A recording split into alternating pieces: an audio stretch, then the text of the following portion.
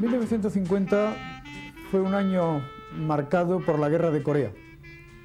Y la Guerra de Corea fue el primer enfrentamiento militar entre el mundo del Este, el mundo comunista, y el mundo occidental, el mundo de Estados Unidos y sus aliados. Y ese hecho influyó en Europa, porque Europa, que ya estaba desgarrada por el golpe de Praga, el bloqueo de Berlín y el comienzo de la Guerra Fría, quedó dividida en dos: la Europa comunista, la Europa del Este, y la Europa del Oeste. La aventura que en sus brazos amorosos disfruta. La Guerra Fría fue, ante todo, en primer lugar, un fenómeno europeo. Fue el golpe de Estado de Praga, de 1947, luego el bloqueo de Berlín y la consolidación de una brillante frase de Sir Winston Churchill: ha caído un telón de acero que separa a dos Europas. Y así el mundo se quedó, el mundo europeo, partido en dos. Pero eso era Europa, no era el resto del mundo. El resto del mundo va a dividirse también en dos muy poco tiempo después. Los chinos de Mao, que acaban de ganar la guerra civil, que acaban de vencer a Chiang Kai-shek y al Kuomintang, firman un acuerdo de amistad con otro país comunista, la Unión de Repúblicas Socialistas Soviéticas de Stalin. Y esa gran alianza entre dos entonces hermanos comunistas hace que el mundo entero, no ya Europa, sino el mundo entero, se divida en dos. Mirando al mar, soñé. El siglo abría por la mitad las páginas de su libro, el eterno cuento de Caperucita y el lobo feroz, los buenos y los malos, un lobo que llamaban Mao o Stalin, un lobo de dos cabezas llamado Mao Stalin o Stalin Mao, un lobo comunista que le había quitado la caperuza roja a Caperucita. Habían quedado atrás los ecos de la Segunda Guerra Mundial, pero no los de las bombas, y la bomba de ese año se escribe con H, la bomba H, cuando todavía crepitaban los rescoldos de la H de Hiroshima. No era Lourdes, no era Fátima. Europa asistía con asombro al milagro alemán. Para milagro, las penalidades que se pasaban en casa para conseguir un poco de comida. Y como todos los milagros resultan refulgentes y emiten chispazos de utopía, Alemania será el destino de los nuevos cruzados españoles, los emigrantes.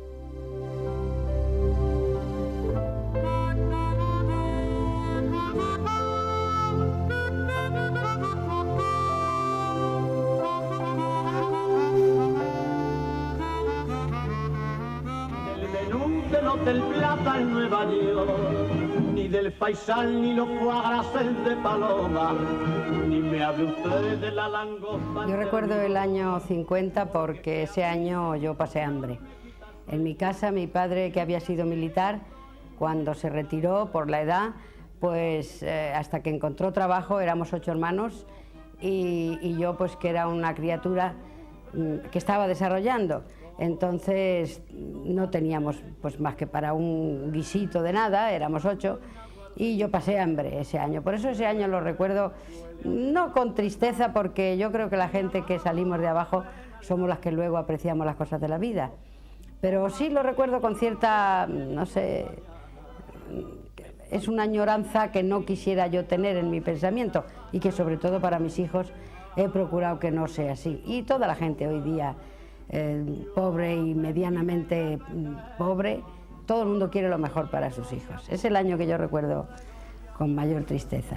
Pero sobre todo el pan. Yo me acuerdo que había obsesión por el pan, por un pan blanco, que se cambiaba cualquier cosa porque era el pan de maíz.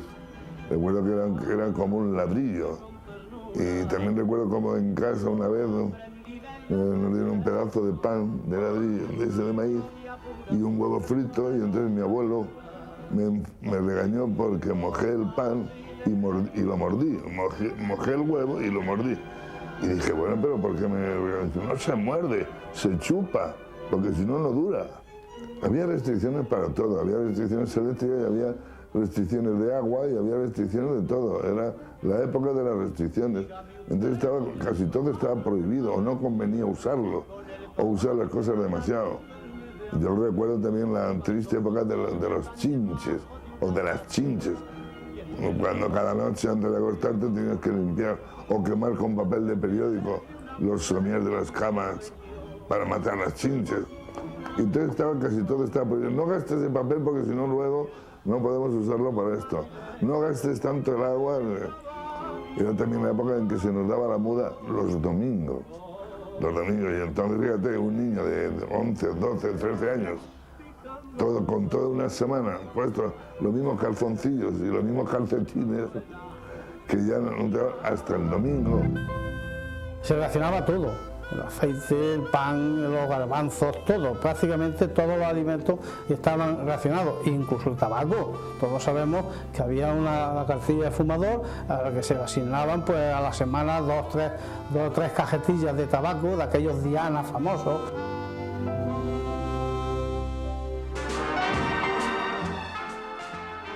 Estados Unidos inventa la televisión en color. En España y aquí en Jaén, las cosas se ven del color de la radio.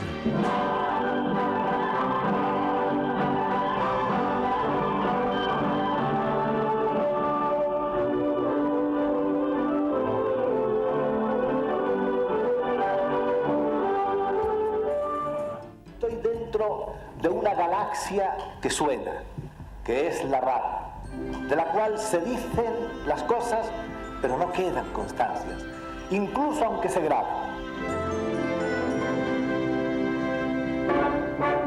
Cuando su viña Noé preparaba, aún no existía en el mundo querer. España es un país católico sin reyes católicos. No hace falta ver para creer. La radio se convierte en la nueva fe, en la vieja magia. Ya estaba la voz, solo faltaba el voto. Noticias y anuncios. Si bebe, no conduzca.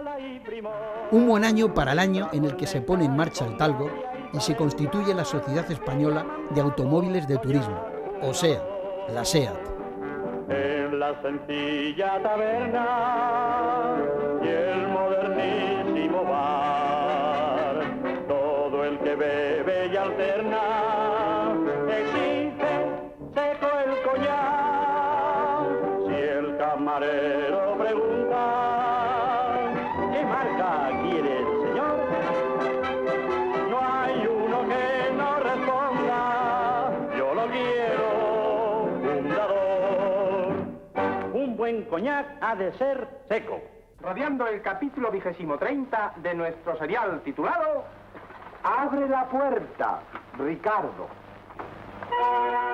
La publicidad en la radio es curioso porque ahora hay una libertad absoluta, entonces no. Había una censura que te valoraba los guiones, llevaban una entrada, una salida y un centro, pero te dejaba, me parece que era el 15% máximo del horario total del guión de media hora o de cuarto de hora. Y luego permitía 5 minutos de publicidad, de mensajes que llamábamos la guía comercial, que iban algunos cantados, otros hablados, al finalizar la hora, ¿no?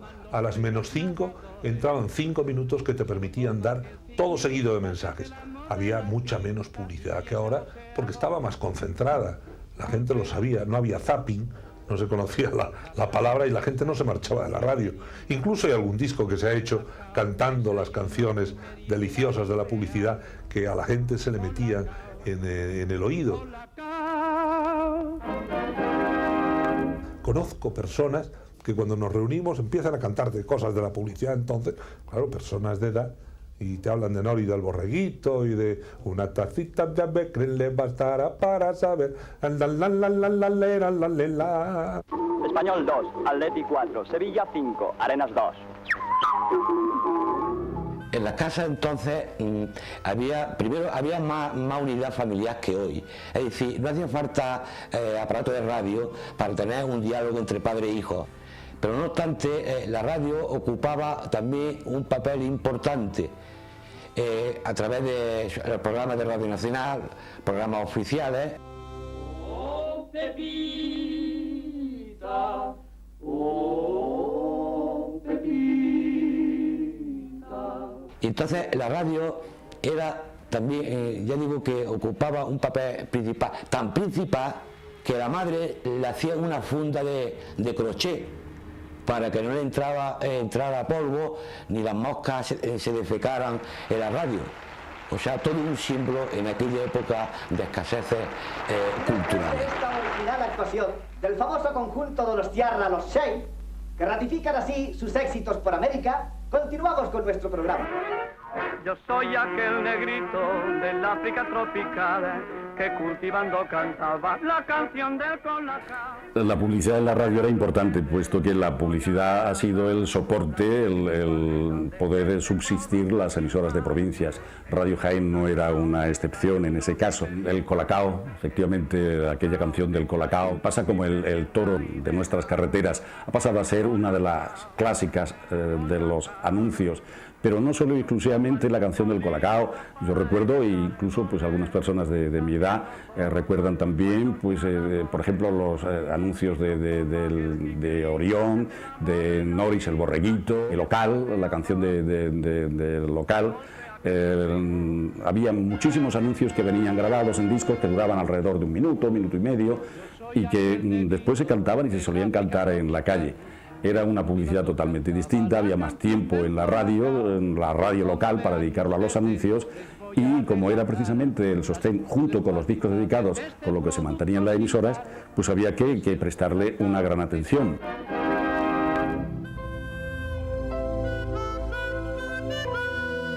Parecía que las cosas estaban cambiando. Nos admiten en la ONU y llegaban los primeros embajadores. Nosotros, sin saberlo, comenzamos a despertar interés, o creo más bien curiosidad en el mundo. Un equipo de periodistas de la CBS americana vino a entrevistar a Franco en el Palacio del Pardo, y otro equipo, pero este de fútbol, la selección española de ese momento, ganaba a la selección inglesa en el estadio de Maracaná. Todo el mundo estuvo al lado del aparato de radio escuchando a Matías Prats, retransmitiendo aquel partido y un gol que pasaría a la historia como el gol de Zarra. A partir de ese momento es cuando empezamos a darnos cuenta de que sí, de que en el resto del mundo empezaban a darse cuenta de que existíamos. Así pasó, el diablo metió la cola y On behalf of the Columbia Broadcasting System, I should like to ask you to tell the American people about the situation here in Spain today. Con mucho gusto, si esto puede ayudar a un mayor conocimiento y amistad entre nuestros dos pueblos. Yo comprendo que es difícil para algunos sectores del pueblo americano, por las características en que se desenvuelve su vida y su sentido democrático, comprender los sucesos políticos que pasan bajo otros meridianos. A España se le presentó el dilema de conservar sus convencionalismos legales y perecer, o salvar a la nación, saltando por encima de ellos. Nuestra generación prefirió esto último, sin que por ello sufriese en detrimento la libertad, que solo va a ser la paz. Se va para Barranquilla. A mí también me pasó, yo estuve enamorado. A mí también me pasó, yo estuve enamorado. Pero el demonio se enteró y todo lo transformó. Se va un Caimán, se va un Caimán, se va para Barranquilla, se va un Caimán. El gol de Zarra, naturalmente, que fue pues una convulsión general, porque era un momento muy importante en la España deportiva, sobre todo en la España futbolera. Matías Prats, con su voz característica, esa voz en suspenso, esa voz tradicional, cantó el gol de Zarra. Dicen que la grabación que se conserva se hizo después en Madrid, porque entonces, claro, no se grababa todo como ocurre ahora, sino que se daba en directo, y esa narración pues fue en directo, y en los controles en la radio nacional, que era quien daba los partidos entonces en su totalidad, sobre todo los partidos internacionales, pues no dio tiempo a grabarla. En el año 50 en España se vivía con tal cúmulo de carencias que Radio Nacional de España, al organizar el equipo técnico y periodístico que habría de llevar a cabo las transmisiones, no se sabe nunca cuántas van a ser en un campeonato, lo mismo puede llegar la eliminación que la continuidad, en este caso fue la continuidad, no tenía dinero para mandar a más de uno, y envió a un pobre periodista y comentarista a quien le tocó, es lógico, cantar el gol de Zarra. Aquel gol inolvidable que oyeron millones de españoles, las calles estaban desiertas, era la primera vez que se transmitían partidos de fútbol desde el otro lado del Atlántico, y la ilusión de los españoles, aficionados o no al fútbol, se vio satisfecha con aquel triunfo sobre Inglaterra. Pues bien, el recuerdo tiene dos puntos culminantes. El haber obtenido en relación con Zarra al mejor amigo dentro de mis actividades profesionales, a él y a toda la selección española, incluidos los compañeros de prensa que fueron y además los directivos, y también el observar la inmensa caballerosidad de la selección inglesa, que fue a la caseta, se le llamaba entonces, a los vestuarios ahora, a felicitar correctísimamente a la selección de nuestra querida España.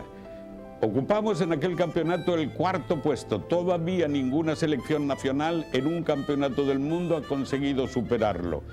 La copla el alma levanta y en su verde olivares, porque Jaén cuando canta ay, tienen 3 finos cantares. Ay, el duende de la Taranta.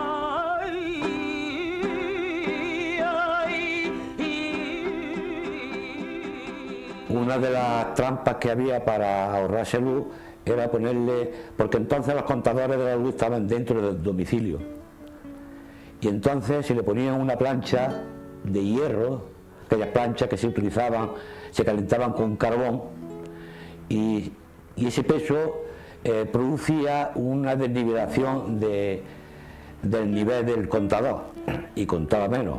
Otros más osados cogían un cable, como entonces los cables iban aéreos, pues se podían buscar un accidente gravísimo, ¿no? Entonces cogían un cable y lo enchufaban a su luz propia, es decir, conectaban la suya y lo enchufaban directamente al cable que pasaba por la calle. Estaba la rana sentada cantando debajo del agua. Cuando la rana se puso a cantar, vino la mosca y la hizo callar. España peninsular, rodeada de agua por todas partes, por fuera y por dentro. La que fuera reina de los océanos es ahora sirena de los pantanos. Tiempos en los que nunca se ponía el sol, porque siempre estaba reunido. Franco mete las carabelas en un embalse y su sueño era el de ser un poeta metido a ingeniero de caminos. Y el ratón la rana sentada cantando debajo del agua. Cuando el ratón se puso a cantar, vino el gato y lo hizo callar. Vamos ahora con la historia de España. A ver, señor Gordillo. Servidor, yo no he podido estudiar, don Anselmo. Encima en las montañas viviremos el día que tú aprendas a querer, y así podrás saber lo que es el cielo, viviendo en mi casita de papel. Qué felices seremos los dos. Las consecuencias de las sequías, que fueron duras para la industria y que duraron 15 años, desde el año 42 al año 57, quizás en el domicilio del consumidor doméstico fueron menos dramáticas, porque hay que tener en cuenta que el nivel de electrificación de los hogares andaluces en estos años era muy incipiente. Apenas la bombilla, apenas la plancha eléctrica, era todo el equipamiento que disponían en aquel momento los andaluces. Yo recuerdo una anécdota de oírselo a mi madre o a mi abuela, de decirme: niño, dale al interruptor a ver si ha venido la luz, porque la luz no estaba permanentemente como hoy está, sino que la luz venía precisamente por las restricciones. Y recuerdo darle al interruptor y cómo la bombilla comenzaba a ponerse incipientemente roja, hasta que con su parpadeo y con su calidad de vela casi, pues empezaba a iluminar la habitación y empezaba pues a quitar la penumbra de la noche. Todo estaba restringido: la comida, el sexo, la libertad, los juguetes y el pelargón de los niños, y hasta las medicinas, como pasó con la penicilina. Y en cuanto a la electricidad, aquí en Jaén, al igual que en el resto de España, Todos lo recordamos como las restricciones.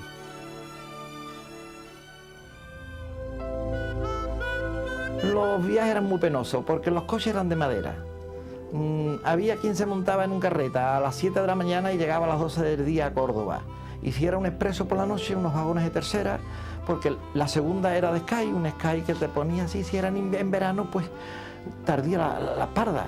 Y el de madera, pues fíjese, el de madera eran unas tiras de tabla, que si te llevabas 2 horas allí y luego te levantabas, cuando te tocaba la parte trasera y no lo sentías. Hasta que no pasaban 3 o 4 horas cuando iba otra vez la carne a su postura. Luego teníamos unos vendedores que no eran legales, vendedores que subían al tren. Empezamos por darle un caramelito al viajero, pero a los minutos venían ya repartiendo unas papeletitas chicas que se componían de una baraja donde rifaban una botella de vino o una caja de pasteles. Esos viajeros, de por sí, aunque no estaban autorizados para vender los trenes, pero llevaban su billete. Lo único que se le podía achacar es que en un tren no se podía vender ni se podía rifar, pero te cogían la vuelta y si veían al interventor allí en aquella punta, ellos se iban para aquel lado. Y si paraba el tren en una estación, se bajaban corriendo y se iban por el otro coche. O sea que el interventor y el vendedor, el rifador, jugaban al gato y el ratón. Santa Marta tiene tren, Santa Marta tiene tren, pero no tiene tranvía. En los años 50, los ferrocarriles españoles incorporan a sus servicios un nuevo tren, un tren que se haría famoso en todo el mundo, el tren Talgo, un tren español construido primero en Estados Unidos y que cubrió sus primeras relaciones comerciales entre Madrid e Irún en 1950 y posteriormente Madrid a Barcelona en 1954. Pero a Sevilla el Talgo no vendría hasta 1961 como refuerzo de los servicios de Semana Santa. Aquel tren emblemático para los ferrocarriles españoles no supuso para Andalucía nada más que una referencia de los mejores servicios que había en el norte. Sorprendemos a Miguel Báez cuando se viste en el hotel. Las prendas del traje de luces se van acoplando a la humana arquitectura del lidiador en la hora de la emoción expectante. Son las 3:45 de la tarde del 12 de octubre de 1950.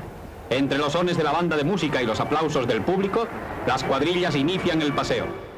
Pues la tarde alternativa pues fue un día especial, un día extraordinario para todo el matador que va a tomar alternativa y ya eres matador de toros, y esa ilusión pues la lleva uno desde que empieza a hacer su meta y todo su querer de torero, de matador de toros y ser figura del torero. Eso es muy importante para todo el que piensa en esta difícil profesión. Entonces para mí fue un día muy señalado y que no me se olvidará nunca en mi vida. Cagancho cede ahora los trastos al litri. Eres litri torero de fama que derrocha majestad y valor y se estremece la plaza de España entera con tu asombrosa manera de... Izados sobre la multitud, dan así la vuelta al ruedo y salen de la plaza siempre escoltados por el entusiasmo de sus admiradores.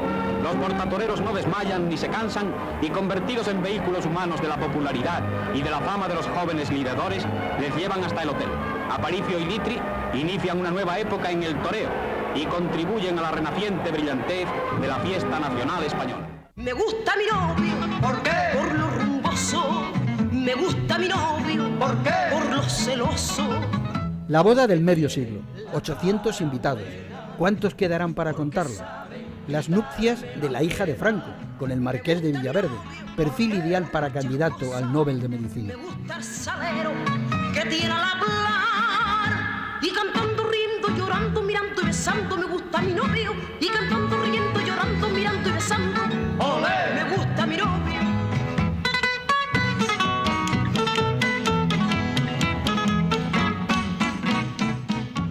Se halla el nuncio de su santidad y los obispos de Madrid y de Jaén.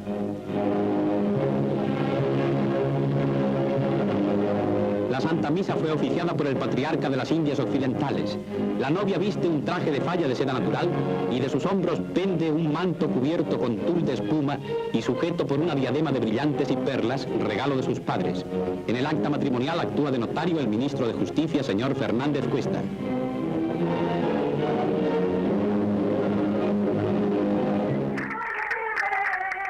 La vida no era para tomársela a juego, el juego era lo único que le daba sentido a la vida. El juego del Homo Ludens, porque el ludópata todavía no existía. En los parques, en donde generalmente había vendedores de barquillos a los cuales se jugaba con una especie de ruleta en la que tocaban varios barquillos si no caía la pinza en el tomate.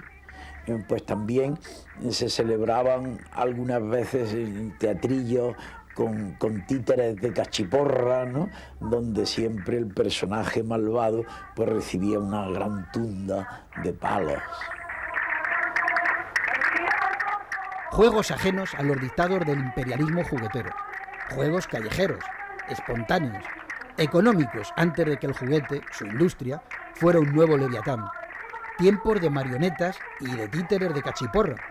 Para títeres nosotros, que intentábamos zafarnos del gran titiritero, la versión hispana del Gran Hermano de Orwell. El profeta, por cierto, moría en este año.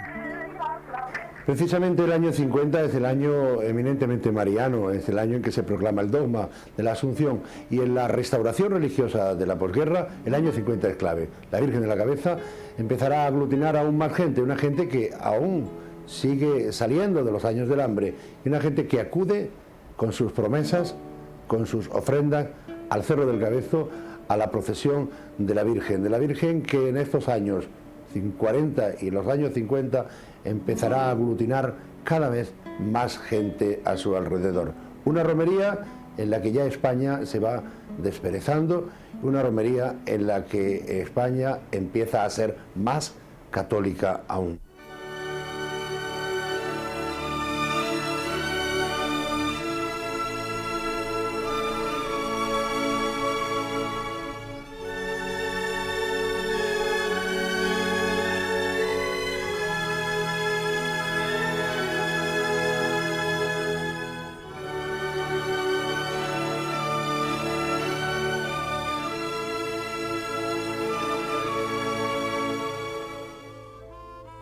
Nosotros venimos aquí por un despropio que hubo por el pantano del Tranco, y ya al coger la tierra del pantano del Tranco, pues ya nos trajeron aquí a la colonia esta.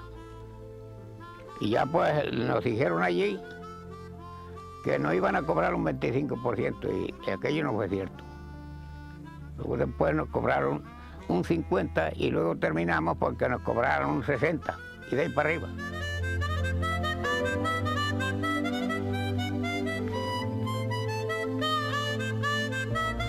Uno de mis primeros recuerdos impresionantes, o por lo menos que a mí me impresionó como niño, de la visita de Franco a esta comarca, que toda la carretera estaba tomada por la Guardia Civil, de forma que a un lado y a otro, y cada 15 o 20 metros, había una pareja de la Guardia Civil aguantando horas y horas a que el caudillo entrara o saliera o circulara por aquella zona.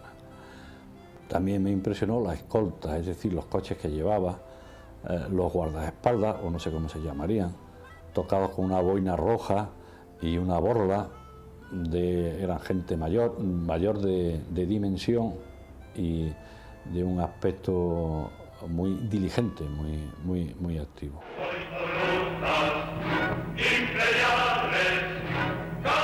Por la gracia de Dios, así rezaban las monedas. Pero en ese año de 1951, quien verdaderamente tenía gracia y algo más, era Rita Hayworth. Vaya escándalo lo de Gilda.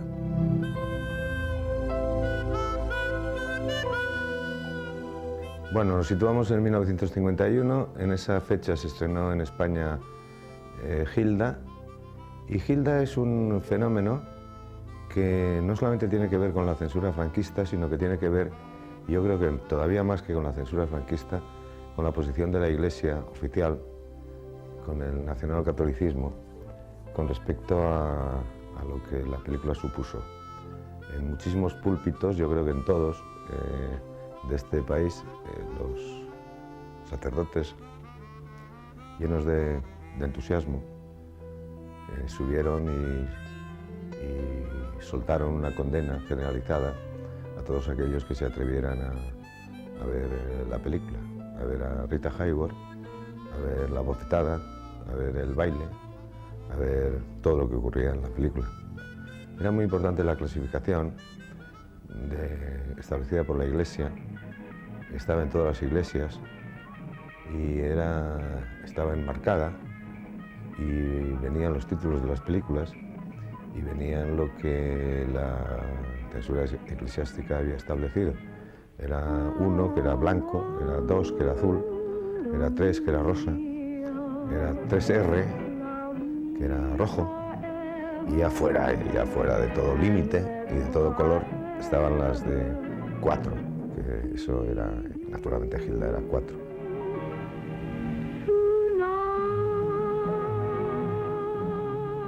En Gilda, por ejemplo, que bueno, a pesar de que lo le quitaron, todavía había gente, aquellos famosos guerrilleros, Cristo Rey y demás, que en las cines de la Gran Vía, nosotros nos enterábamos aquí, que dice que han asaltado un cine en Madrid porque no sé qué, que Gilda se quita el guante de una manera muy incitante, eróticamente incitante. Entonces aquí realmente nos quedábamos in albis. Los juguetes de los niños eran de cartón, de madera y de trapo, pero principalmente de hojalata. ¡Qué tiempos! Todo era artesanía. Pero para artesanos y con imaginación, los niños de entonces, como Manuel Ruiz de Adana, que nos lo cuenta. Los juguetes de aquella época eran también, pues, acorde con la época, eran unos tristes juguetes. Se hacían, y nosotros nos fabricamos nuestros propios juguetes. Por ejemplo, los carretes de las cámaras fotográficas, ¿no? Pues hacíamos con unos alambres y hacíamos coches, ¿no? Y hacíamos camiones y cosas de estas, ¿no? Los juguetes se los hacía en su casa, patines, por ejemplo.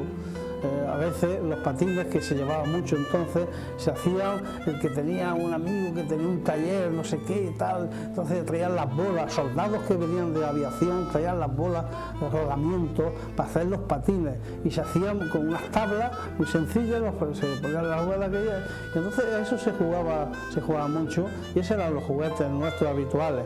Había algunos juguetes luego los reyes que te regalaban pues una voladora de estas de latón, ¿no? que bueno, que le daba la cuerda y todo andaba pues sin pilas como ahora, sino todo era mecánicamente, cuerdas, etcétera, etcétera.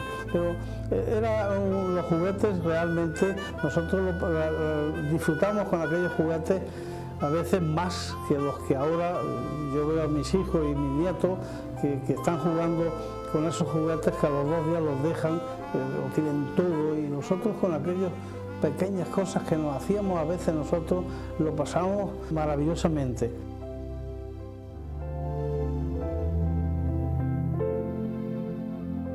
Jaén solamente era monárquica la noche del 5 de enero. Aquel año de 1951 nuevamente se preparaba la gran fiesta de los niños. Los juguetes por aquel entonces eran de hojalata y de madera y los muñecos de trapo. Yo como niño de aquel entonces también quería un tren eléctrico. Seguro que muchas niñas soñaban con muñecas con nombre y casi con apellido. Gisela, Mariquita Pérez. A mí me trajeron el tren eléctrico. Todavía no acabo de entenderlo. Mi padre era un obrero. Pero lo que sí que recuerdo es que en mi casa cuando se montaba el tren, mi padre también jugaba. Siempre para mí mi padre será mi rey mago favorito.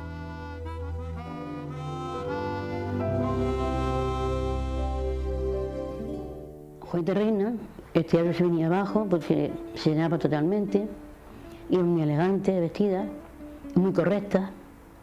Era el padre de Juguete Reina muy celoso, tenía ella de guardia a su padre en la puerta del camerino. Cuando salía le ponía una rebeta y le dejaba ese etapa entre bastidores. Tenía que salir ella a cualquier cosa, iba con el padre. Y Cargolillo el bailador, se enamoraron los dos. Entonces el padre lo mandó a América, con una compañía, con Antonio Valeri. Y dijo, estate allí 2 años. Si cuando vuelvas piensas igual, y me dijo lo mismo, os casáis. Y así fue. Se enamoraron, muy bien enamorados, y se casaron. Yo estrené Rosa Espinosa en ese maravilloso teatro ya desaparecido, desgraciadamente. Y ese espectáculo me trae muy buenos recuerdos, porque me escribieron temas maravillosos, ese trío, Quintero, León y Quiroga. Algo increíble, hermosísimos números. Un gran espectáculo, con muchos artistas, y cada número era una explosión de aplauso, de piropo. Había momentos que yo tenía que sobreponerme, porque la emoción que tenía tan grande, me salían las lágrimas a borbotones, y tenía que sobreponerme, hacer una fuerza sobrenatural de los éxitos, de las palmas. Resonaban en mi sentido a gloria, algo increíble. Para mí hermosísimo. Ese trío han sido maravillosos, no solamente para mí, para todas mis compañeras. Han escrito temas que pasarán a la historia, temas que faltaré yo, faltarán las que nazcan, y se seguirán cantando porque tiene su principio, su centro y su fin. Juanita, me dijiste que la obra de ese trío, Quintero, León y Quiroga, pasaría a la historia aunque faltaras tú. Tú ya estás en la historia, por tu copla y por tu arte. Debías de estar predestinada para ello, porque naciste entre 2 lugares, el lugar donde nació Pepe Díaz, el secretario general del PC antes de Dolores, y donde enterraron a Queipo de Llano. Bueno, pero todo eso es otra historia. La tuya también es historia y es mucho más bonita. Ese año se escriben 2 páginas muy importantes en el libro de la historia del mundo del toreo. Toman la alternativa Antonio Ordóñez y Manolo Vázquez. Alberto González Troyano nos habla de Antonio Ordóñez y el propio Manolo Vázquez nos recuerda ese día, quizás el más importante en la historia de un torero. El aficionado a los toros suele ser bastante nostálgico y embellece el tiempo pasado. De todas formas, con respecto a Antonio Ordóñez y a la toma de su alternativa en el año 51, yo creo que debíamos de tener bastantes motivos de reflexión. Con él surge un torero al que no es fácil poner un adjetivo, no va a ser un torero de un solo registro. Precisamente luego nos hemos acostumbrado a que un torero tuviera que ser o valiente, o tuviera que ser artista, o tuviera que ser un buen técnico, un torero dominador.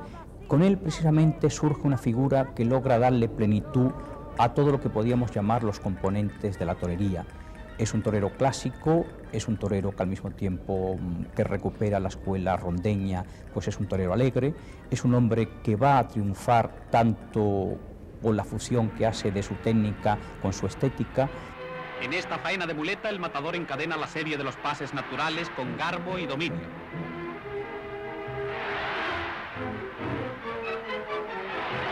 La tanda se remata con el roche clásico del pase de pecho.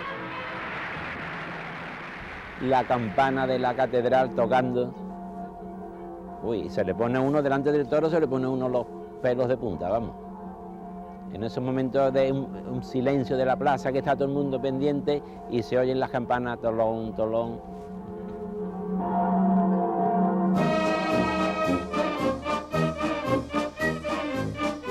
Desde muy chiquitito y desde muy pequeño, pues mi gran ilusión era tomar la alternativa, poder tomar la alternativa en esta plaza de toros que ahora mismo estoy pisando y en este ruedo tan maravilloso y en esta plaza tan maravillosa.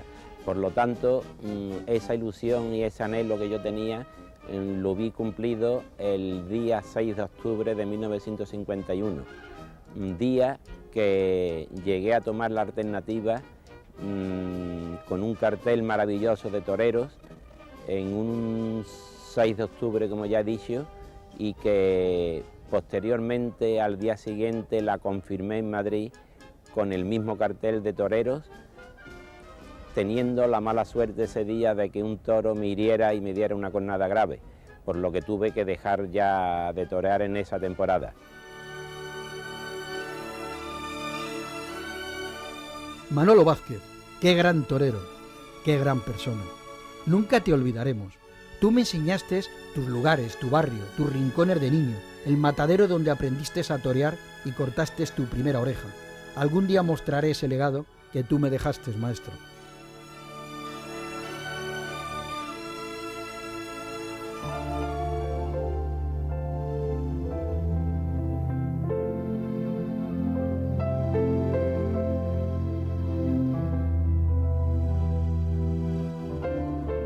Eran tiempos de radio, todo el mundo escuchaba la radio. Lo que más se oía en algunos momentos del día o de la noche era el momento del parte, cuando el resto de las emisoras conectaban con Radio Nacional de España. Y quizás también una de las cosas que más se escuchaban en aquella radio era la publicidad, canciones que nos trasladan a aquella época. El poder adquisitivo de la época era muy bajo, pero ya comenzaba lo que desembocó en una sociedad de consumo imparable.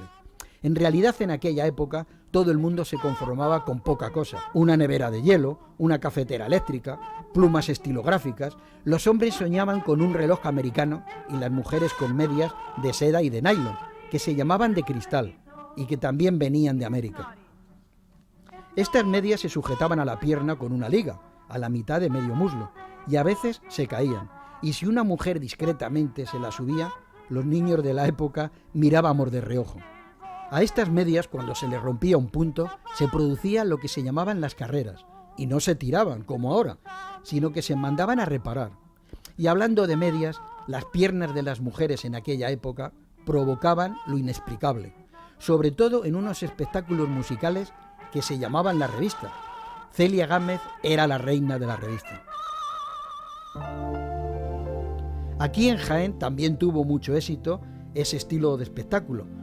Juanito Navarro me contó que aquel año de 1951 la Blanca Doble la llevaron de gira por toda Andalucía y que el cardenal Segura llegó a excomulgar a todos los miembros de la compañía. Nos ocurrió que hicimos la Blanca Doble, la revista La Blanca Doble, que le dimos 100 representaciones en el Teatro Cervantes de Sevilla.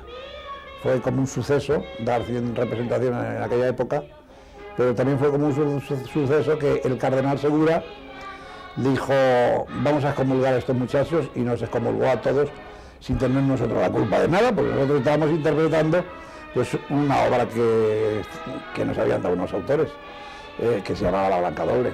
Había una cosa que fue en Navidades, todo Sevilla lo cantaba: ay que tío, que puyazo le ha metido, y entonces en el puyazo se aprovechaba la iglesia para decir que en vez de puyazo Sevilla no decía eso, y por eso vino el excomulgarnos. Entonces nosotros teníamos la cosa de que en Andalucía, la Blanca Doble, salimos de Sevilla con la propaganda de que habíamos dado 100 representaciones a la Blanca Doble en aquella época, y salimos, hicimos Córdoba, Granada, Jerez, Huelva, todo lo que se podía hacer, porque también en aquella época estaba constreñido el que no podías trabajar en las poblaciones de menos de 40.000 habitantes.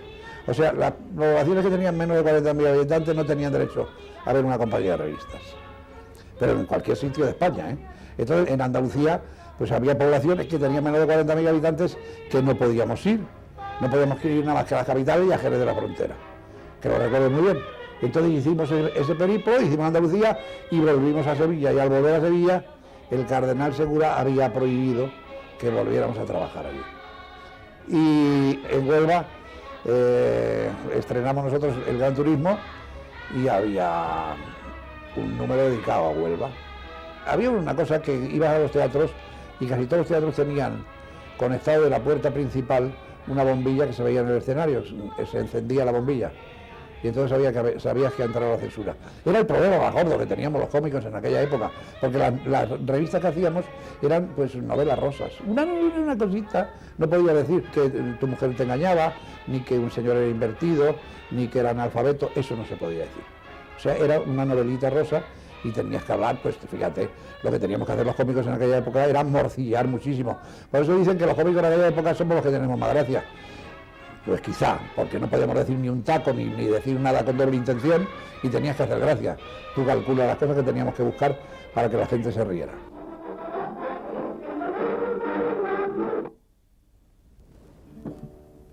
La Blanca Doble. ¿Qué recuerdos para quienes hayan podido verla?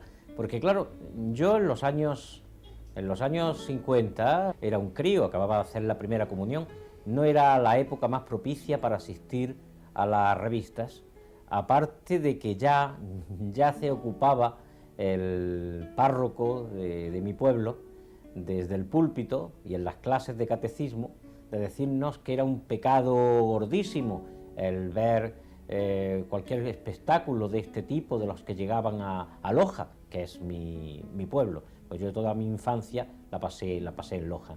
Sin embargo, a pesar de esas prohibiciones, de asustarnos con el diablo que nos iba a llevar, pues nosotros nos atraía más aquellas diabólicas, maravillosas mujeres que cada feria o en otras temporadas se presentaban en el pueblo con la compañía de Manolita Chen, la auténtica, el teatro chino de Manolita Chen. Siempre recordaré a Manolita Chen, que se hospedaba en el Hotel Paloma, el hotel más importante del pueblo, y con aquellos trajes de raso, brillantes, verdes, rojos, azules y además sin mangas, o sea que se le veían los brazos y además con un hermoso escote. Las chicas del conjunto, las artistas de menos categoría, se hospedaban en una tienda de comestibles que se llamaba Casa Felisa, que al mismo tiempo era también hostal. Yo recuerdo que yo deseaba que mi madre me mandase a Casa Felisa a comprar cualquier cosa con tal de poder verlas de cerca, porque cuando yo me colaba en el circo chino, porque yo el circo chino, aún siendo un crío y estando tan prohibido, pues yo conseguía entrar y maravillarme ante aquel colorido, algo que me parecía absolutamente mágico, y aquellas mujeres me parecían de mentira, me parecían que eran como de goma, ¿no?, con aquellos focos de colores que cambiaban.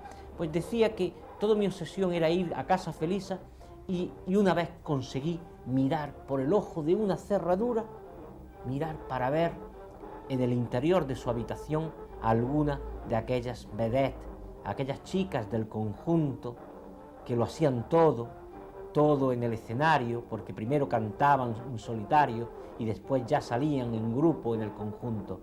Recuerdo que incluso pues llegué a ver a una rubia, creo que se llamaba Mari Virué, que pertenecía al grupo de las Paquiras, que eran flamencas, pero que iban en el espectáculo de Manolita Chen.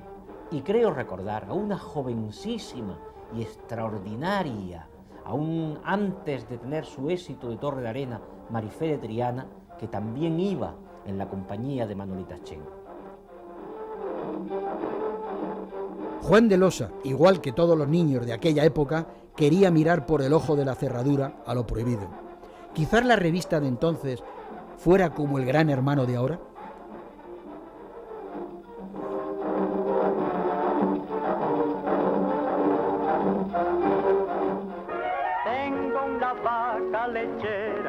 En 1952 llegaban estas imágenes del país de donde vendría más tarde la leche en polvo y el queso. En ellas podemos ver a un presidente candidato, Eisenhower, el que vendría a España trayendo la Coca-Cola a los colegios. Le podemos ver en estas imágenes pescando y que casi le engancha con el anzuelo al que sería su futuro vicepresidente, Richard Nixon, derrotado años más tarde, primero por Kennedy y luego por el Watergate. En Egipto caía el último faraón, el rey Farouk. Se exilió en la isla de Capri y se hizo asiduo del casino de Montecarlo. Dejó para la historia una sentencia. A final de siglo solo quedarán en el mundo 5 reyes, los 4 de la baraja y el británico.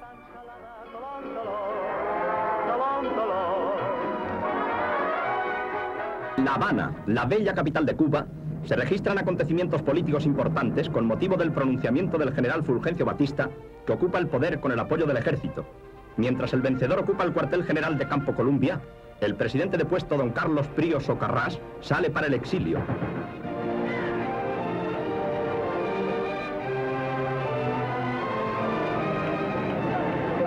La ciudad de La Habana se halla en calma y en paz después de los sucesos políticos que recientemente se desarrollaron. El nuevo gobierno de Fulgencio Batista ha expresado su propósito de oponerse a los avances del comunismo en Cuba. Antes de ser trasladados a la Confederación Nacional del Trabajo, donde permanecerán durante 12 meses, los restos de doña Eva Duarte de Perón reciben el último homenaje del pueblo argentino.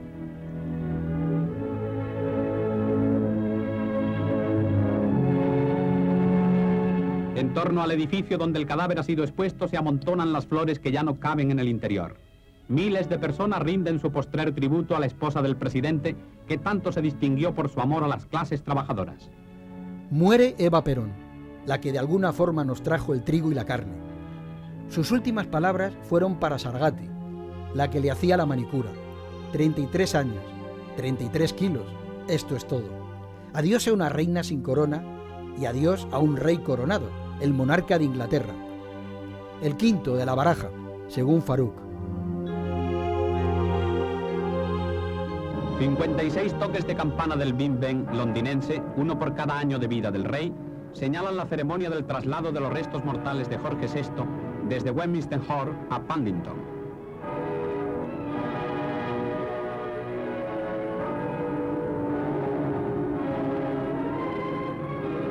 Granaderos de la Guardia Real sacan a hombros el féretro, mientras las fuerzas militares rinden honores.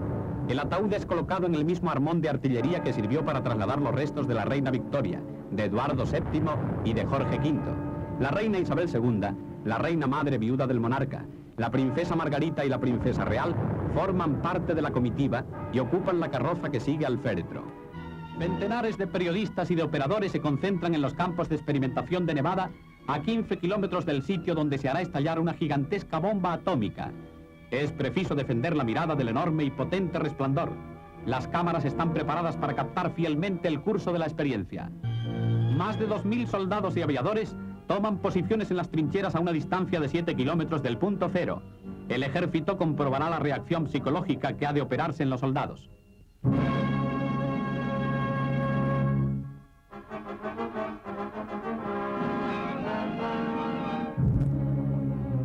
La hora H ha llegado y la explosión se produce.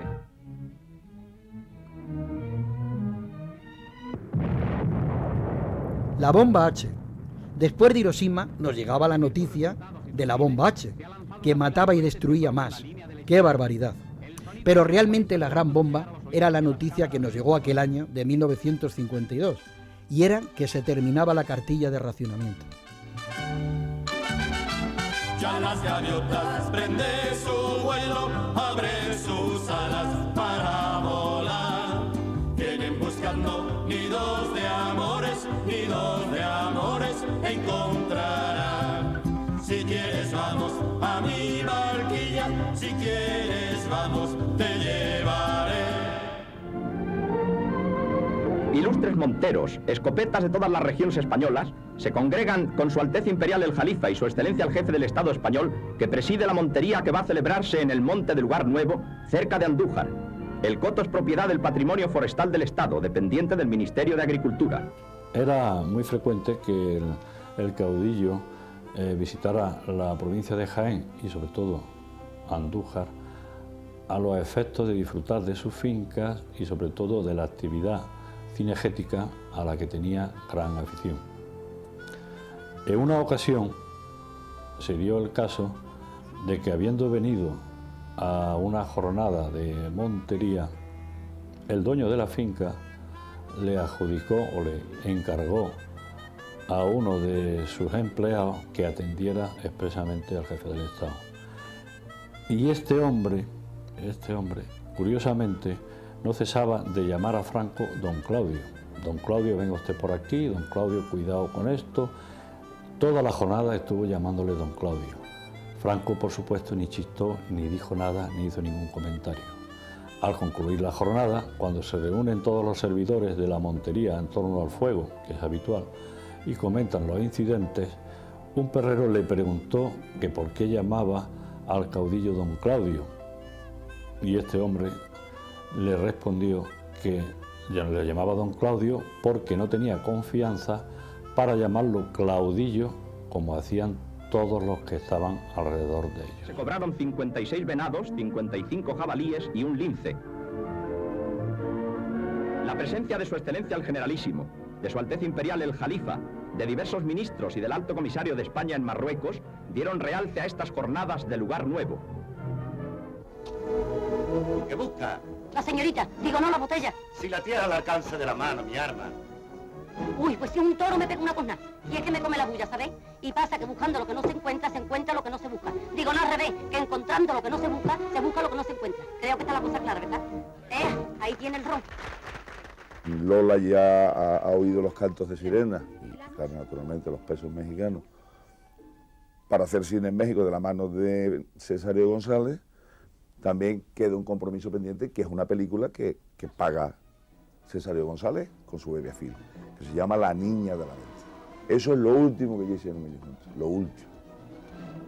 Cuando al mundo mi persona se asomó, ejeré de la frontera donde nací, me encontré con estas manos para separme, esta cara y dos finreles para bailar el garrotín. Un poquito, una cosa que no es nada, pero mucha la quisiera, que tire para donde quiera, que Dios no se la da. Yo creo que es un gran cine, porque ni Lola ni Manolo eran artistas en el sentido de eso de protagonizar y hacer unos personajes. Él hace la película Un Ventero y ella una niña, una sobrina de, que no sé cómo lo aceptó eso Caracol, era sobrina del Ventero, protegida de él, que se enamora de un mexicano. Bendita, tú eres mujer, capullito dorado. El alma se ríe de gozo y ventura, que ya mi amargura, por fin se me acaba.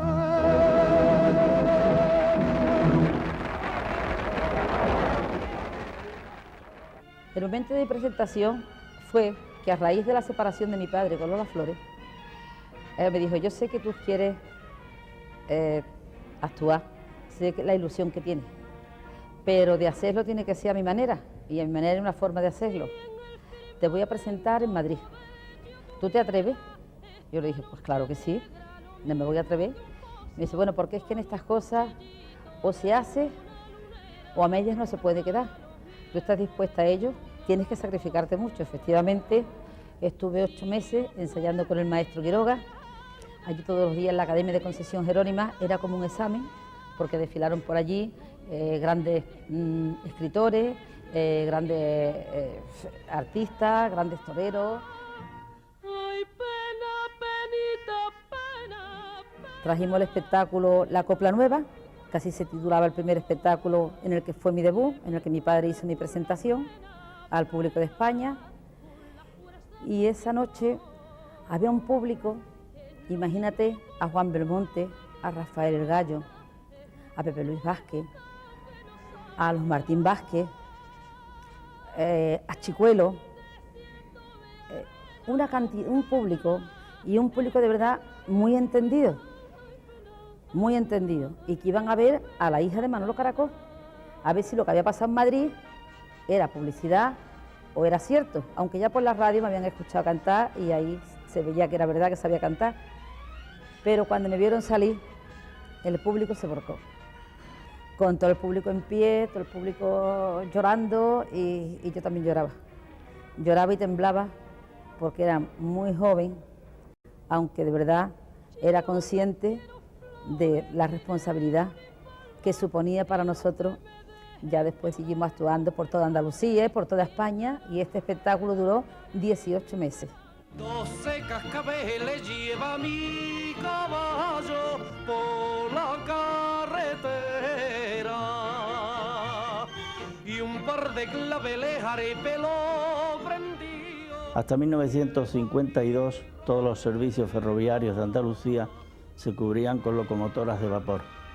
Es en aquellas fechas cuando se incorpora a la red andaluza un nuevo tren, el TAF. Era un automotor que incorporaba el aire acondicionado, y la comida en los propios asientos. Esto supuso para los viajeros el primer gran cambio en la forma de viajar. Ya no había que ponerse el peor traje para viajar con carbonilla, sino que los viajeros ya podían ir en su asiento perfectamente vestidos y sin tener que llevar el canasto con la tortilla de patatas. El TAF introdujo también los viajes de media jornada, ya que su velocidad le permitía cubrir en este tiempo las relaciones entre Madrid y Sevilla y Madrid-Málaga. Posteriormente, estos trenes pasaron a cubrir las relaciones de Andalucía. Pero en cuanto a las locomotoras de vapor, estas también fueron siendo sustituidas por locomotoras diésel, y estas locomotoras diésel de origen americano también se estrenaron en Andalucía. Estas locomotoras llevaban los expresos y los trenes rápidos diurnos, y el billete más barato podía ser en tercera clase por un importe de 130 pesetas. Y aparecieron por aquel entonces las sopas en cubito. Qué bien para las amas de casa que tenían que preparar el puchero, no solo comprar los elementos, sino luego cocerlos. Y con un cubito y calentando un poco de agua, ¡zas!, un caldo. Recuerdo el Magi, el Starlus y el Potash, pero sobre todo el Avecren, por un anuncio en los cines de aquella época. Quizás el primer striptease que se veía, el de una gallina.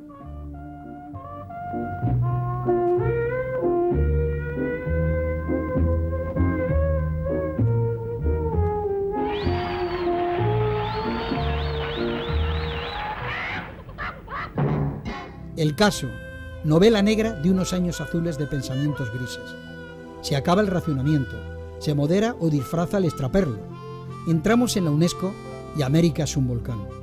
Venezuela estrena dictadura y un joven abogado llamado Fidel Castro denuncia al dictador cubano Fulgencio Batista. Pese a tan negro panorama, se va Lola Flores con toda su familia cobrando 17.000 pesetas diarias. Acaba de estrenar en España La estrella de Sierra Morena y soñaba con ser estrella de la Paramount.